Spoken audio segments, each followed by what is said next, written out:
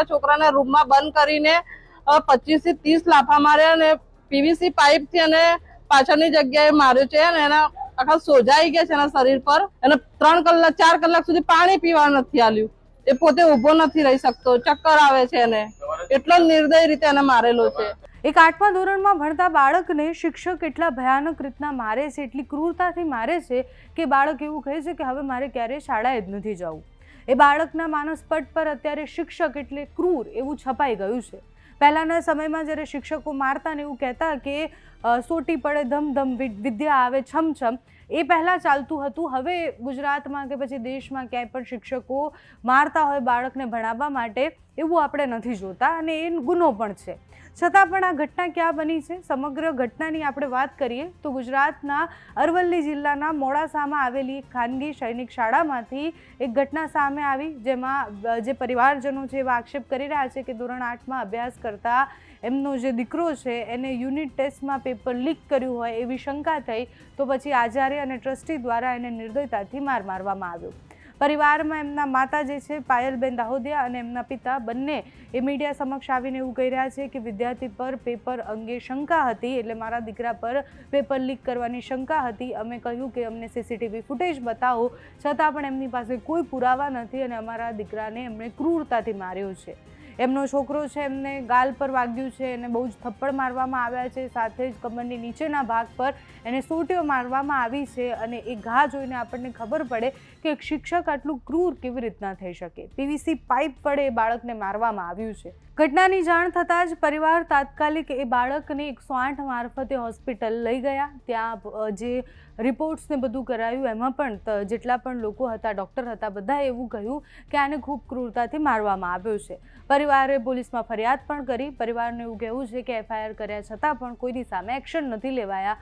જો એક્શન નહીં લેવાય તો અમે કોર્ટ સમક્ષ જશું. એ વિદ્યાર્થીને જે વાગ્યું છે એના પછી એના માતા એ વિવરણ કરી રહ્યા છે, ત્યારે પણ એ દેખાય છે કે એમના રૂવાણા ઊભા થઈ જાય એ રીતના એ વિવરણ કરી રહ્યા છે કે એમના બાળકને આટલી ક્રૂરતાથી કેમ મારવામાં આવ્યો. એ માતા પૂછી રહી છે કે મારો બાળક આતંકવાદી નથી કે એની સાથે તમે આટલી બર્બરતા સાથે એનું વર્તન કર્યું છે. તો એ માતા પિતા શું કહી રહ્યા છે જેમના બાળકને મારવામાં આવ્યો છે, કોની સામે આક્ષેપો છે તે સાંભળો. હું લુણાવાડામાં રહું છું, પાયલ શીતલભાઈ દાઉદિયા. મારા છોકરાને મેં સૈનિક સ્કૂલમાં ભણવા મૂકેલો છે, મદાપુર કંપા પ્રાર્થના ગ્લોબલ સ્કૂલ સૈનિક સ્કૂલ. તો એના ટ્રસ્ટી છે પટેલ હરીશભાઈ. તો એને મારા છોકરા પર એવો આરોપ લગાવ્યો છે કે એને પેપર લીક કર્યું છે કે, અને એ પોતે 8મા ધોરણમાં ભણે છે અને કે 7મા ધોરણનું પેપર લીક કર્યું છે. મારો છોકરો કહે છે, પગે લાગીને કહે છે કે સર મેં નથી કર્યું, કે તમે સીસીટીવી કેમેરા ચેક કરો. તો એ હરીશ સર કહે છે કે તું કેમ મારે કરવાનું છે. અને એ રીતે મારા છોકરાને રૂમમાં બંધ કરીને 25 થી 30 લાફા માર્યા અને પીવીસી પાઇપ થી અને પાછળની જગ્યાએ માર્યો છે અને એના આખા સોજાઈ ગયા છે એના શરીર પર.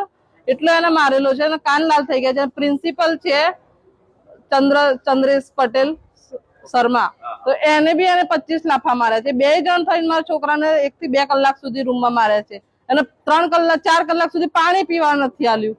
એ પોતે ઉભો નથી રહી શકતો, ચક્કર આવે છે એને.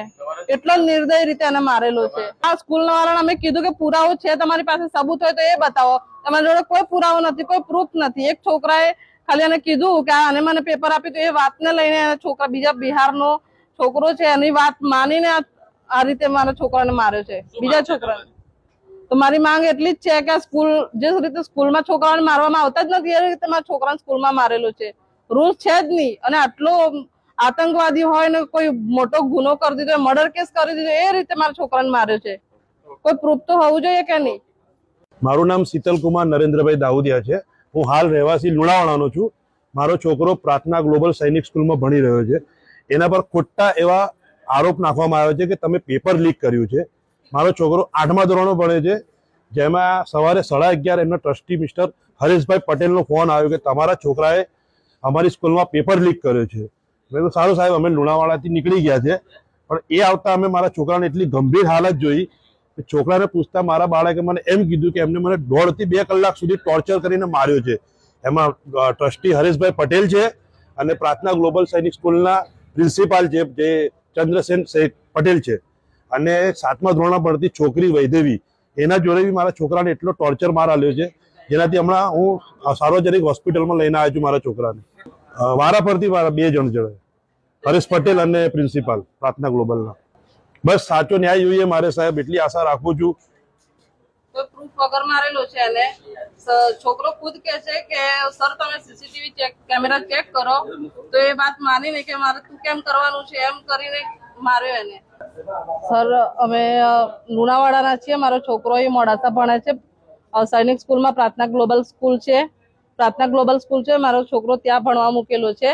તો મારો છોકરો 13 વર્ષનો છે ને પટેલ હરીશ સર છે, એમને મારા છોકરાને 2-3 કલાક સુધી એને માર્યો, ઇલ્ઝામ લગાવ્યો છે કે એને પેપર લીક કર્યું. મારો છોકરો 8મા ધોરણમાં ભણે છે ને એને કે 7મા ધોરણનું પેપર લીક કર્યું. મારો છોકરો બોલે છે કે સર તમે સીસીટીવી છે તો કેમેરા ચેક કરો, તો કે તમે કોણ કહેવા વાળા, તું કોણ કહેવા વાળો કે હું તારો પેલો એ છું, એમ કરીને એને સીધો માર્યો છે.